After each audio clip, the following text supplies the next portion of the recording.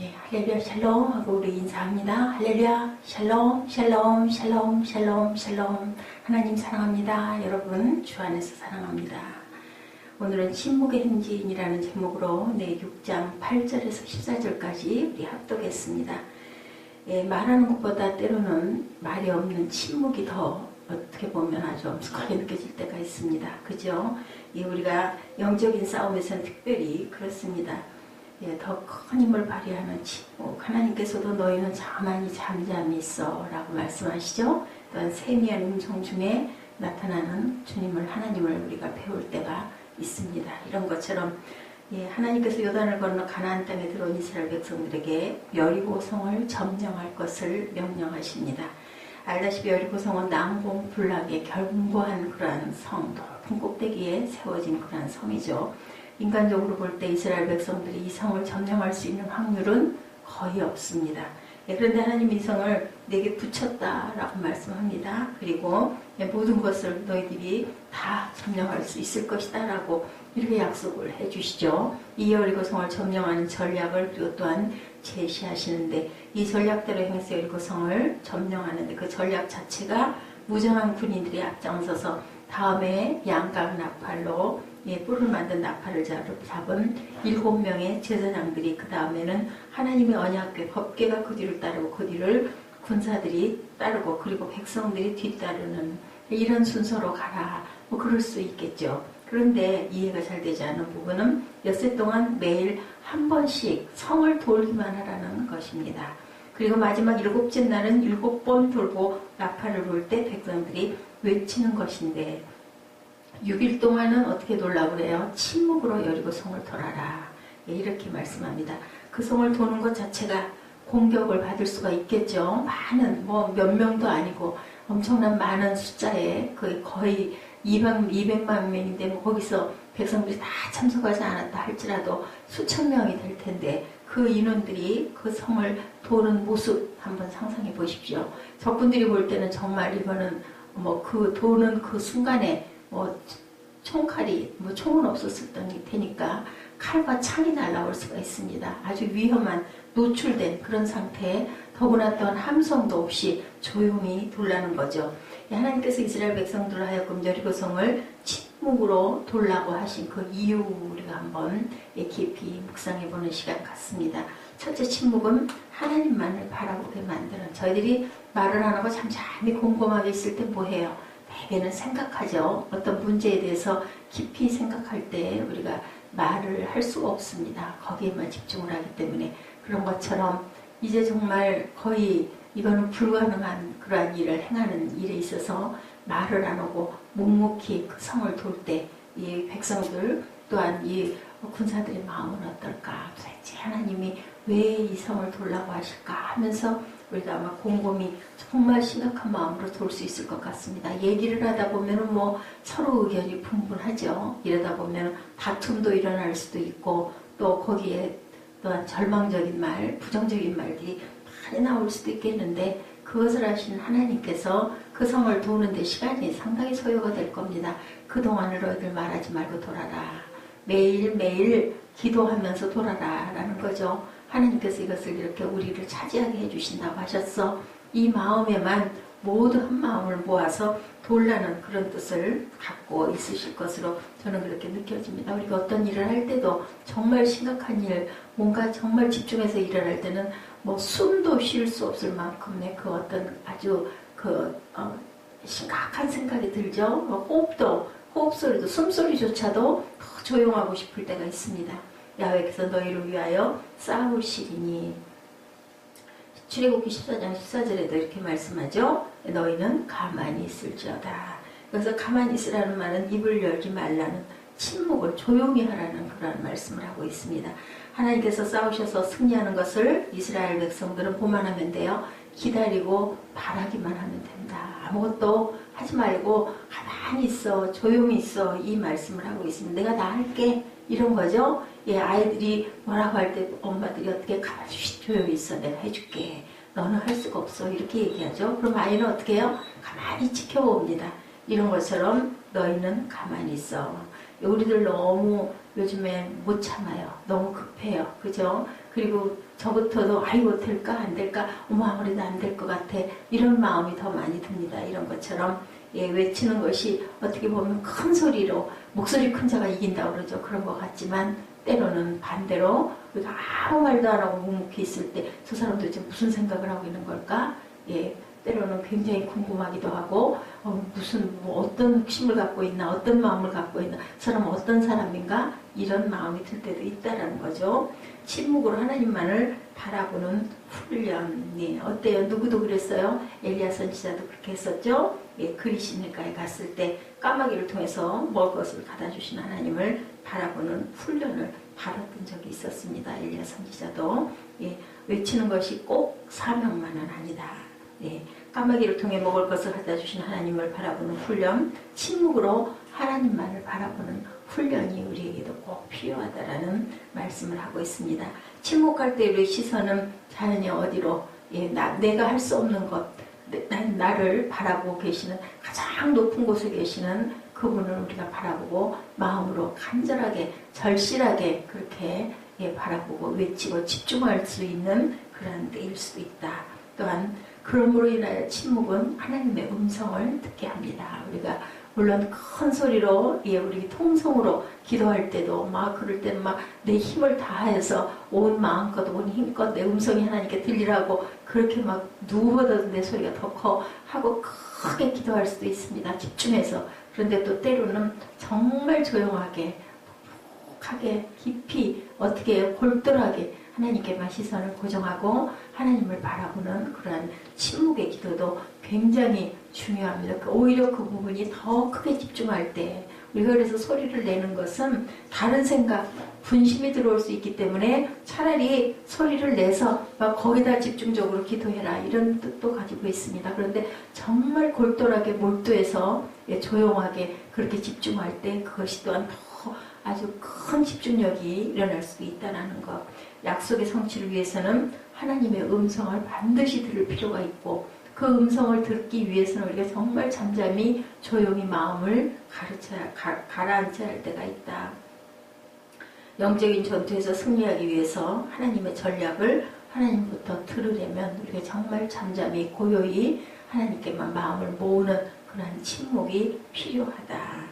농구, 축구, 야구를 비롯한 운동 시합을 하는 선수들 어때요? 치열한 시합을 하면서 정말 정신없이 뛰고 있지만 그들의 귀한 눈이 감독을 향해서 집중을 하고 있습니다. 어떻게 어떤 말씀, 어떤 작전을 줄지 거기에 아주 굉장히 초점을 기울일 때가 있죠. 물론 경기는 열심히 뛰고 있지만 계속해서 감독의 작전 지시를 듣고 봅니다. 사인이 있죠. 야구도 그렇고 이렇습니다.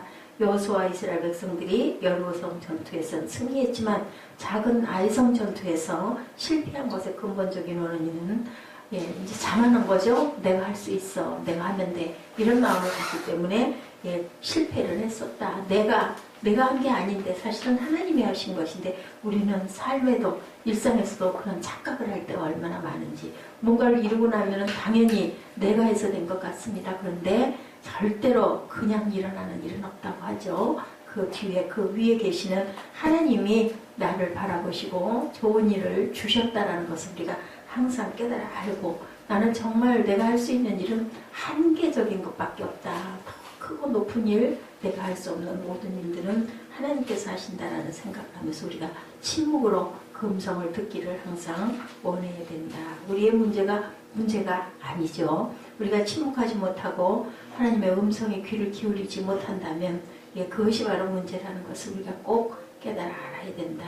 성령님은 우리에게 말씀하시기를 항상 원하십니다. 문제 해결책을 주시기를 원하시죠. 근데 어떻게 옳은 길인가를 말씀하기를 원하시는데 무엇이 하나님을 기쁘시게 하는 것이기를 말씀하기를 원하는데 우리가 그냥 내 얘기만 하고 내 소리만 힘껏 떠들고 그냥 경황이 없습니다. 바쁘니까 그렇게 하면 휙 일어나서 가버리고 그리고 그냥 딴 생각에 빠져버린다면 우리는 우리 얘기만 실컷 하고 하나님 말씀, 하나님 음성을 듣지 못할 때가 너무 많다. 우리 성도들의 기도가 그럴 때가 많다고 하죠. 열심히 내 얘기 막 아주 그냥 힘껏 하고는 그리고는 예수 그리스도 이름으로 기도드렸사옵나이다. 아멘 하고 딱 뒤로 들었으면은 그냥 하나님 딱 잊어버리고 그럴 때가 너무나 많다. 우리가 일상의 바쁜 생활 속에서도 우리가 기도할 때는 기도를 했으면 하나님의 어떤 음성과 어떤 뜻과 어떤 레마를 우리에게 주시는지를 깊이 묵상할 필요가 있다. 그래서 우리는 잠잠히 침묵이 필요할 때가 있다는 것을 항상 생각해야 된다. 이스라엘 백성들에게 침묵으로 성을 돌라고 명령하신 것은 침묵 속에서 내가 너희에게 약속한 음성을 들어라. 그리고 집중해라 라는 뜻을 갖고 계신다는 것. 내가 모세에게 말한 바와 같이 무릇 너희 발바닥으로 밟는 곳을 내가 다 너희에게 주었노라. 이것을 깊이 믿고 신뢰하고 기다리라는 뜻도 있다라는 것. 내가 네게 명령한 것이 아니냐? 어떻게 말씀하세요? 강하고 담대히 하라. 두려워하지 말고 놀라지 말라. 내가 어디로 가든지 내 하나님 야훼가 너와 함께 하겠다. 이게 이렇게 천군천마 그거보다 더 크신 하나님께서 무소부재하시고 능치 못함이 없으신 하나님이 나와 함께 하신다고 하면은 걱정할 필요가 뭐가 있어요. 그냥 편안하게 그냥 조용하게 그냥 하라는 대로만 따르면 되겠죠. 이런 것처럼 우리가 정말 순종이 제사보다 낫다라는 거죠. 내가 여리고와 그 왕과 용사들을 내 손에 붙여놓으라 라고 또 이렇게 약속을 하십니다. 하나님의 음성을 듣게 되면 믿음이 생기고 담대함이 생기죠. 두려움이 도망갑니다. 우리가 자신이 없을 때 겁이 나고 두려움이 와요. 이거 내가 과연 할 수 있을까 없을까 이런 마음 듣다 보면 두렵고 망설이게 되고 힘이 그죠? 내가 하려고 하던 능력보다도 훨씬 못한 일들을 하게 된다는 것을 우리가 일상 속에서도 많이 느낍니다. 의심과 염려를 비워야 되고 확신을 가지고 또한 그런 마음으로 우리가 마음을 담대하게 먹었을 때 여유가 생기죠. 그래서 평강과 소망이 생기게 된다. 그래서 하나님의 음성을 우리는 반드시 들어야 된다. 그러기 위해서 우리는 잠잠히 고요히 침묵할 줄도 알아야 된다. 셋째, 침묵은 사단이 틈탈 기회를 주지 않는다. 말이라는 것이 무섭죠. 말이 그 사람의 인생을 파괴하기도 하고 또한 상대방을 어떻게 하기도 해요? 상대방을 아주 큰 상처를 주기도 합니다. 말이라는 것. 야고보서 3장 6절에 혀는 곧 불이요 불의의 세계라. 혀는 우리 지체 중에서 온몸을 더럽히고 생의 바퀴를 불사를 하니 그 사는 것이 지옥불에서 나느니라. 오죽하면 이렇게 야고보서가 말합니다. 말은 불과 같아서 온몸을 더럽히기도 하고 생의 바퀴 즉 인생 전체를 손들이째 태우기도 하고 말 때문에 지옥불에 떨어질 수도 있다라는 것을 우리가 참 그 한치 혀, 세치 혀를 항상 조심해야 된다. 여호수아는 이스라엘 백성들에게 명령하죠. 너희는 외치지 말며 너희 음성을 들리지 말며 너희 입에서 아무 말도 내지 말라. 10절에 이 말씀이 나옵니다. 여기서 돌리지 말라라는 말은 헬라어로 테스미우인데 이 말의 의미는 마음이 들떠서 잡담을 하거나 소란스러운 행위를 그쳐라. 떠들지 말라는 거죠. 설왕설래 우왕좌왕 그리고 어떠니 이게 되겠어 안 되겠어 그 많은 인원이 만약에 자유롭게 말하지 말라고 하지 않았다면 얼마나 많은 말을 하겠어요. 그 시간 동안 무슨 어디 여기 운동장 조그만 거 한 바퀴 도는 게 아니죠. 그 성둘레가 대단합니다. 거기를 그 많은 인원이 돌면서 만약에 침묵하라고 얘기하지 않았다면 거기 완전히 시장통보다 더 시끄러워지지 않겠어요? 말이 돼? 이게 돼? 이게 뭐야 도대체? 별소리를 다 하겠죠. 그랬기 때문에 너희는 정말 조용히 소리를 내지 말라고 말씀하신 것일 것입니다. 이스라엘 백성들이 여리고성을 돌면서 어떤 말을 했을까?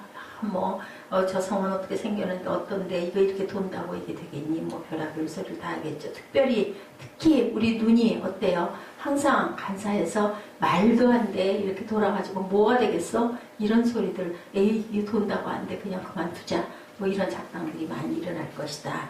자, 이런 부정적이고 불신앙적인 말들이 주로 나올 것을 미리 아신 거죠. 하나님께서는 얼마나 어리석고 얼마나 눈앞에 바로 보이는 것만 우리가 거기에 현혹된다는 것을 하나님께서는 우리의 속성을 너무 잘 아시고 조용히 하고 소리를 내지 말라고 말씀하신 것. 여기에 대한 순종이 결국은 여리고성을 정복하는 아주 기쁜 승리를 안겨주었다는 것을 알아야 됩니다. 이런 말들도 굉장히 좋아하는 말, 누가 사단이 틈을 타는 말이라는 것. 시리아 북쪽에 있는 타우라스 산 정상 후미진 골짜기는 독수리의 서식지로 유명하다고 합니다. 독수리들에게는 두루미가 가장 맛있는 먹이로 손꼽힌대요. 독수리들은 곧잘 타우마스 산을 넘어가는 두루미들을 공격해서 배를 채우곤 한다고 합니다. 그런데 항상 독수리의 먹이가 되는 것은 소음을 내는 두루미들이라고 그래요. 원래 두루미는 요란스럽게 떠들기를 좋아하고 하늘을 날 때도 계속 시끄러운 소리를 그렇게 낸다고 합니다. 이 소리는 독수리들에게 먹잇감을 알려주는 좋은 신호가 되고, 독수리들은 요란스러운 두루미를 공격해서 어김없이 먹잇감을, 차라리 소리를 안 내면 어디서 어디로 가고 있는지를 잘 모를 수도 있는데 그렇게 시끄럽게 떠들어서 항상 희생을 당한다고 그래요. 노련한 두루미들은 여행을 떠나기 전 입에 가득 돌을 물고 하늘을 난다고 합니다. 소리를 내지 않으려고. 돌을 물고 가니 소리를 낼 수가 없잖아요. 입을 열면 그 돌이 떨어질 테니까. 이 두루미들은 입에 문 돌 때문에 침묵을 지키며 무사히 여행을 마친다라는 그런 이야기가 있습니다. 두루미가 독수리의 공격을 피하고 여행을 무사히 마치기 위해서 입에 돌을 물고서라도 침묵을 지킨 것처럼, 하나님이 우리에게 주신 약속들을 성취받기 위해서는 우리에게 침묵을 참으로 필요로 할 때가 있다라는 것. 침묵한다는 것은 말수를 줄이는 것이고, 꼭 필요한 말만 하는 것이고, 마음을 다스리고, 그리고 깊이 몸만 바라보며 하나님의 뜻이 어디 있는지를 바라보며 더욱더 조용히 귀를 기울일 수 있다는 것. 하나님의 약속을 바라보고 전진하는 우리는 너무 많은 말들을 참 많이 합니다. 늘 그렇습니다. 일상 속에서 이제 말을 우리가 때로는 줄여야 할 때 침묵이 더욱더 귀하다. 뭐 침묵은 금이다라는 얘기도 있죠. 그리고 침묵하는 사람은 도대체 저 사람이 속에 무슨 생각을 갖고 있는지 궁금해서 조심할 때가 또 있어요. 우리가 보면 하나님이 주시는 것들을 바라 누리기 위해서 우리가 조용히 잠잠히 하나님의 음성에 귀를 기울이고 집중하고 순종하는 그런 마음 자세를 갖고, 우리 12월 한 달 마지막 남은 며칠 안 되는 날들을 잠잠히 침묵함으로 하나님의 음성을 묵상하고, 새해 우리에게 주시는 어떤 음성과 레마를 귀구려 들을 줄 아는 저와 여러분 되시기를 주님의 이름으로 축복합니다. 우리 본문 한번 같이 읽으시고 기도하는 시간 갖습니다.